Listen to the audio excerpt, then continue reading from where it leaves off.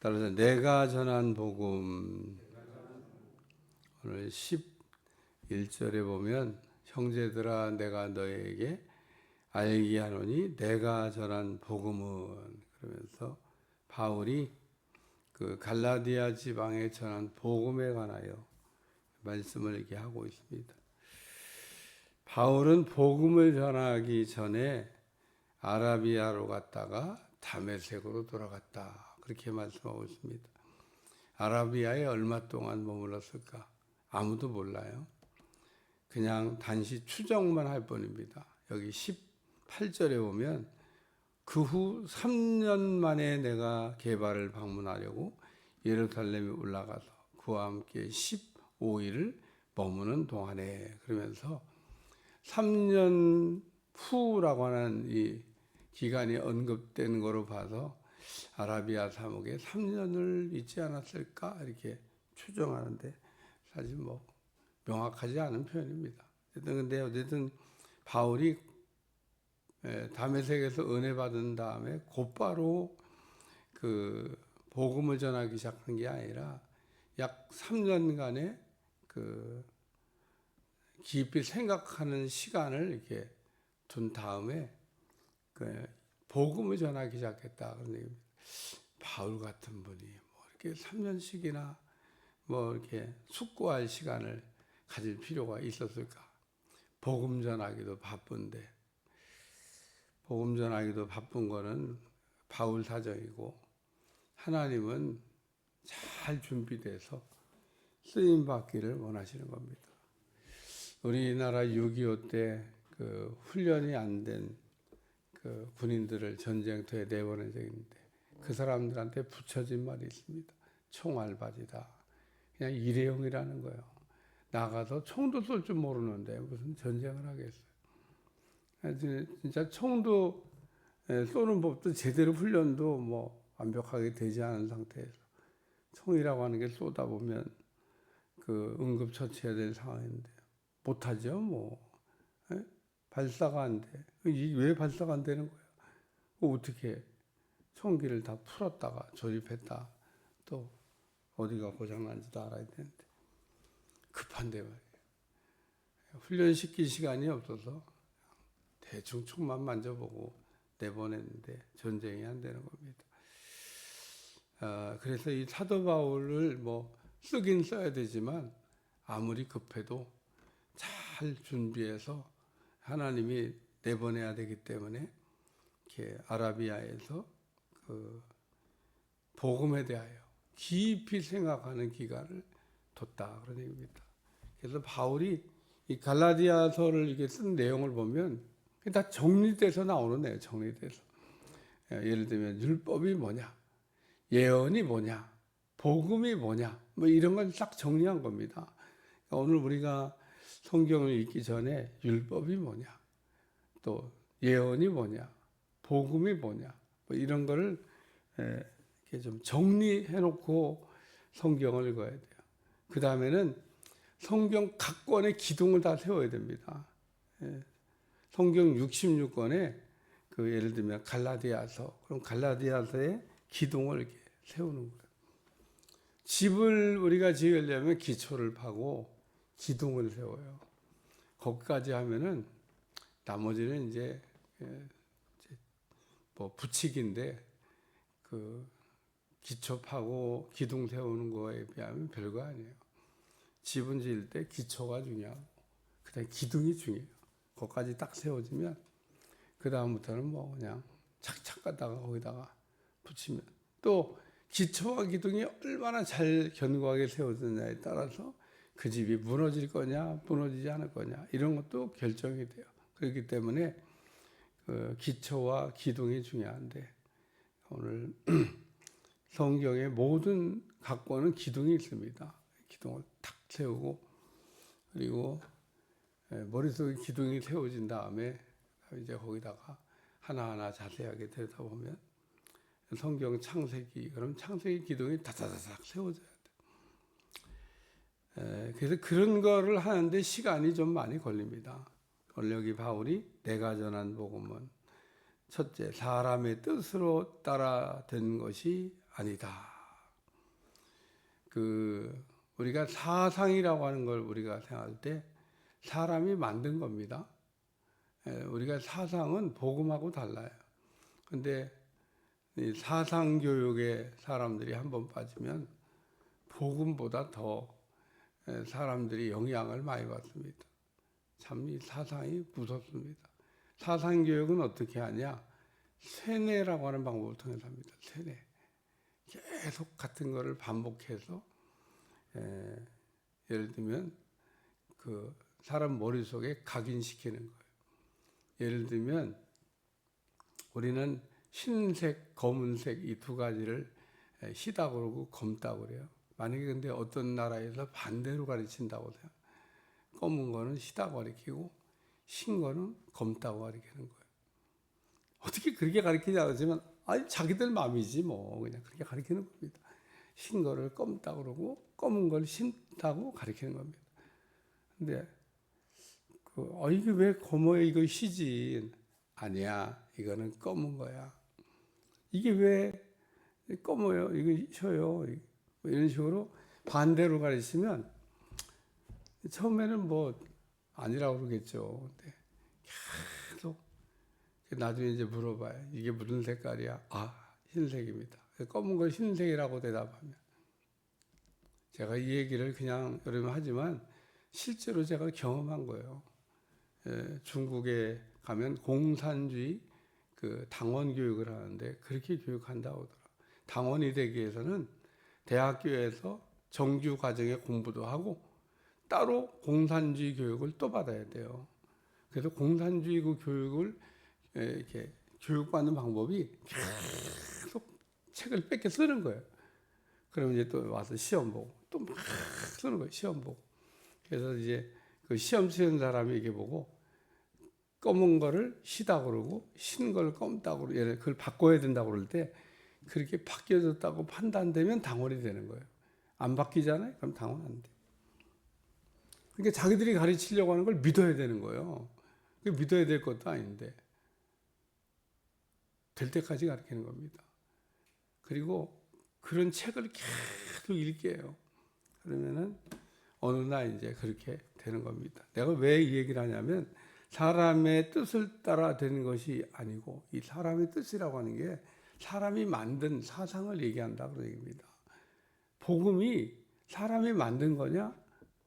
사람이 만들어서 지금 가르치는 거냐? 아니라고 얘기하는 겁니다. 무슨 사상 가운데 뭐 하나냐? 아니라는 겁니다. 그래서 공산주의라고 하는 사상이 있어요. 참 우리나라는 공산주의와 대치하고 있기 때문에 우리도 모르는 사이에 공산주의가 뿌리를 내리고 있는데 참 정신 차려야 되는데 하여튼 뭐 복음이 아닌 다른 복음 그랬는데 다른 복음에는 사실은 영지주의 율법주의만 있는 게 아니에요. 그 옛날부터 지금까지는 수많은 사상들이 있습니다. 그런 어떤 사상들 가운데 하나 그게 복음이 아니라는 겁니다. 두 번째는 배운 것도 아니다. 내가 이 복음을 어떤 사람에게 배워가지고 지금 이 복음을 전하는 게 아니다. 우리가 보면 훌륭한 사람들한테 우리가 뭔가를 배우잖아요. 그래서 자주 우리가 존경할 만한 훌륭한 분들이 있습니다. 그런 어떤 훌륭한 사람한테 내가 배워가지고 지금 복음을 전하고 다니는 게 아니다. 세 번째, 예수 그리스도의 계시로 말미암은 것이라. 내가 전하는 복음은 예수님을 통해서 계시받은 내용이다. 담에색에서 예수님을 알게 됐다. 그 얘기를 하는 겁니다. 예수님이 누군지 몰랐다가 담에색에서 예수님을 알게 됐다. 그게 내가 하나님께 받은 계시다. 오늘날도 우리도 예를 들면 예수님이 누구냐? 그럴 때 예수님이 누군지를 바울이 지금 얘기한 것처럼 안다고 하는 게 굉장히 중요합니다. 머리로 하는 거 말고 가슴으로 하는 거. 예수님은 우리에게 늘 물어봐요. 너는 내가 누군지 아냐? 그럼 예수님은 나의 그리스도가 되십니다. 나의 하나님 아버지가 되십니다. 그게 아버지가 나왔잖아요. 예수님은 나의 그리스도가 되시고 하나님은 나의 아버지가 되시고 나는 하나님의 자녀이고 이런 고백 가운데 살아가시기를 축원합니다. 그래서 내가 전한 복음은 받아서 전하는 거다. 사상도 아니고 그렇다고 배워서 전하는 것도 아니고 내가 그 예수님을 통해서 예수님이 누군지를 알고 그 예수님이 그리스도라고 하는 것을 내가 받은 것을 지금 전한다. 그 얘기를 말씀하고 있습니다. 두 번째 말씀은 은혜로 나를 부르시니까. 여기 15절에 보면 그러나 내 어머니의 태로부터 나를 택정하시고 그의 은혜로 나를 부르시니까 그의 아들을 이방에 전하기 위하여 그를 내 속에 나타내시기를 기뻐하실 때 내가 곧 혈육과 의논하지 아니하고 은혜로 내가 부름을 받았다. 그 얘기를 하는 겁니다. 내가 받은 이 복음을 전하기 위해서 하나님이 나를 불러주셨다. 어떻게? 은혜로. 그래서 그의 은혜로 나를 불러주셨다. 다윗은 자기를 불러주신 게 은혜라고 생각을 했어요. 오늘날도 우리가 하나님이 나를 이렇게 불러주신 게 은혜라고 하는 것을 잊어버리지 않길 주여 축원합니다. 부름 받지 못한 사람이 너무 많아요. 불쌍한 사람들이 너무 많습니다. 저는 요즘 아이를 안 낳아가지고 애들이 없어서 초등학교가 문을 닫고 그런다고 하는 얘기, 그 현실이죠. 사실입니다. 그거는 부정할 수 없는 사실이죠. 초등학교가 문을 닫고 아이가 없어서 아이를 안 낳아서. 근데 제가 교회를 오기 위해서 다 저쪽 그 골목을 또 빠져나올 때 저 위에 그 중학생일 거야, 애들이 이렇게 내려오는 거 보면 어깨는 뭐가 없어요. 바글바글 내려오는데. 아이고, 학교에서 나온 아이들 봐봐요. 초등학교도 가봐요. 바글바글 나옵니다. 무슨 애들이 없어요, 애들이 없기는. 우리는 자녀를 안 낳는 건 물론 사실이지만 초등학교 가고 중학교 가고 고등학교 가면 여전히 아이들 많아요. 그 아이들이 다 복음화 됐냐? 안 됐어요. 믿는 아이들이 몇 %나 될 것 같아요. 우리가 복음을 전해야 될 대상이 많이 있는데 우리는 아기를 안 낳아서 교회가 그런 소리 하지 말고 지금 있는 사람들이라도 우리가 잘 복음을 전해서 예수님 믿게 하면 우리가 지금 100% 기독교 국가가 된 것도 아니고 100% 예수 믿자고 하는 것도 아닌데 다른 나라에 비해서 조금 더 믿는 사람 숫자가 많은데 우한 폐렴으로 한번 전 세계를 강타하니까 그냥 넘어진 쭉정이들이 그냥 집에서 들어누워서 있는 분들이 정말 어마어마하게 많지 않습니까? 그러니까 알곡은 그렇게 많지 않아요. 복음 전해야 될 대상이 많다 그런 얘기입니다. 그래서 은혜로 나를 불러주시고 새벽기도도 나오게 하시고 또 이렇게 말씀도 듣게 하시고 복음의 열정을 갖게 하시고 복음 안에 살게 하는 걸 생각할 때 하나님이 나를 은혜로 불러주셨구나 이런 생각을 하면서 승리하시기를 축원합니다.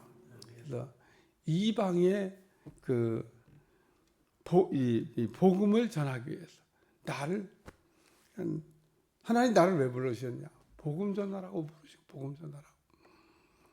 오늘 우리가 그래서 복음을 전하는 것은 누구에게나 다 있는 사명이지 무슨 특정한 어떤 사람에게만 주어진 사명이 아닙니다. 우리가 그리고 복음의 현장으로 나가봐야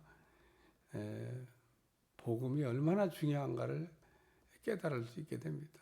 그래서 꼭 주일전도 나가라고 할 때 그거라도 나가봐야 돼요.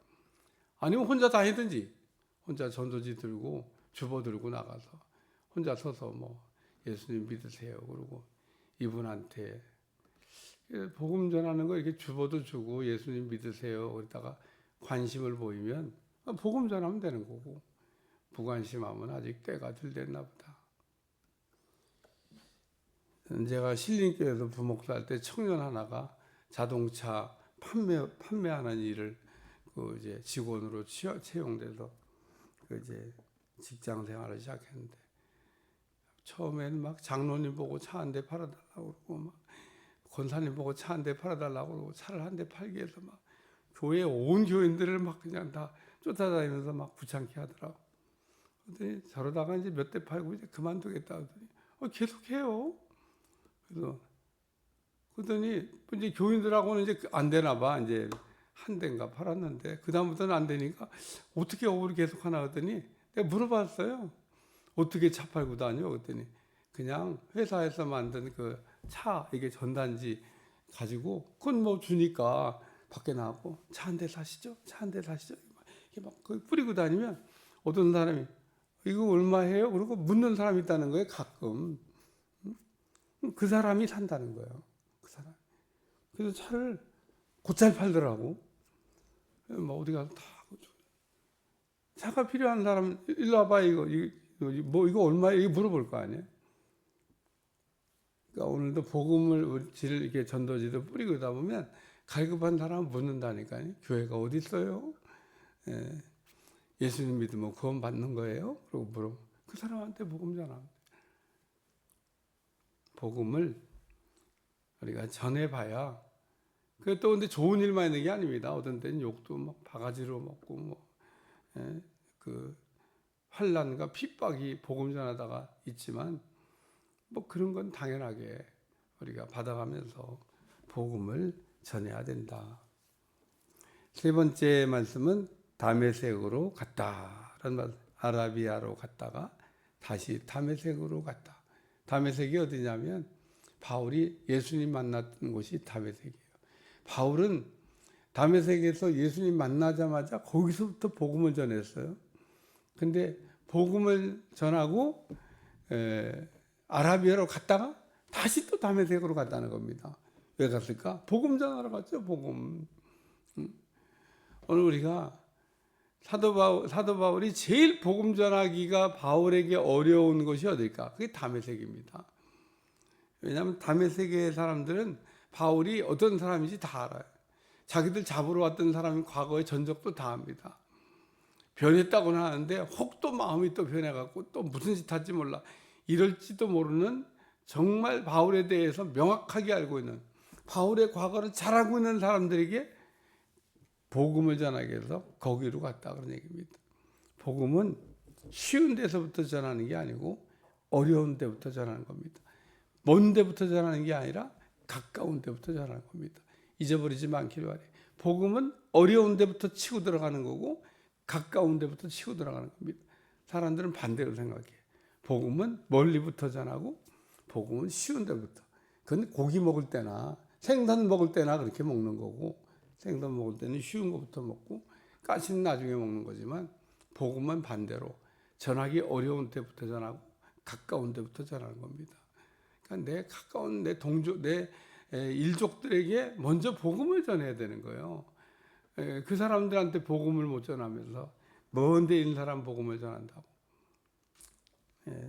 나를 생면부지 모르는 사람한테 가서 복음 전하기 쉬울지 모르지만 먼저 내 가까운 나를 정말 잘 알고 있는 사람들부터 깨뜨리지 않으면 먼 데 있는 사람도 안 깨져요. 우리는 복음을 가까운 곳에서. 여기 바울이 내가 전한 복음은 사람들의 어떤 만든 사상이 아니고 또 내가 어떤 사람들한테 배운 것도 아니고 내가 예수님에게 그 예수님이 그리스도라고 하는 것을 나한테 알려줘서 계시라고 하는 게 드러내서 보여줬다는 뜻이거든요. 하나님이 드러내서 보여주시고 알게 해서 내가 예수님이 그리스도가 됐다고 하는 것을 알게 됐는데 그게 복음이다. 내가 그 복음을 잘 전하기 위해서 아라비아 가서 3년 동안 깊이 복음이 뭔지를 생각하고 다시 다메섹으로 가서 복음을 전한다. 그 얘기를 지금 하고 있는 겁니다.